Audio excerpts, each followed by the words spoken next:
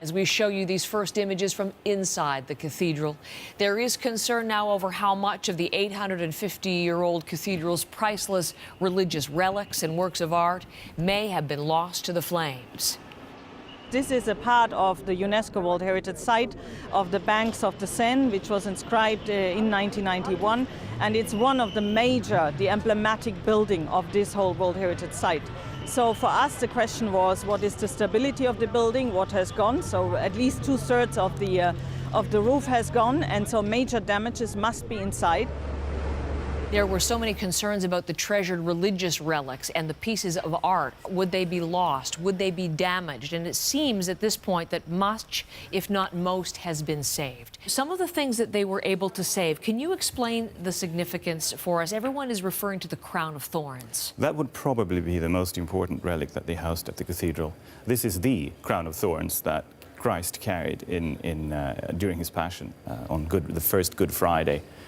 Some 2,000 years ago, or almost 2,000 years ago. And this was a relic that came into the hands of King Louis IX, Saint Louis, in the 13th century. And he had the Sainte-Chapelle close to the Notre Dame built for the purpose of housing these relics.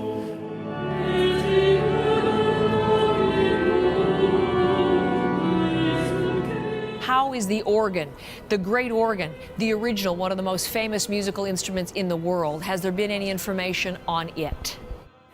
Until we have access in a secure building, nobody will be able to say exactly how is the instrument. Vincent Dubois, one of the Notre Dame organists, wrote this morning that the fire didn't get to the organ.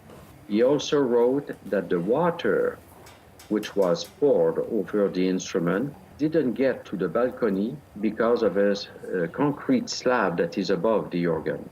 So the water flew down on each side of the organ without getting to the mechanism, which is very, very good news. The damage would be by heat and smoke, and as the stained glass window behind the organ is still in place, we hope that the heat in the organ was not too high and that the pipework was mostly preserved. The artworks can be recovered if they are still there, and damages can be addressed. But what is also very important to look at the movable heritage, which belonged here to the church, and the French authorities have now a cooperation with the Louvre to recover the movable heritage and to put it to safety for the time when we start with the restoration works.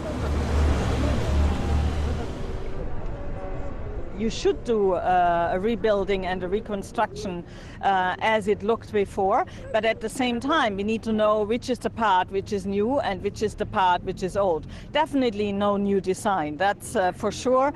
UNESCO will also check this, of course, but I think in the case of Notre Dame we are in a very lucky situation because we have a lot of documentation. We have archival material, films, video, all the tourists give their photos in addition to the scientific data we have, both with the Church of Paris and also with the National Archives. I think this is really a given that it is possible. It will be difficult, but it's not impossible. We have done more impossible things at UNESCO, so that's possible.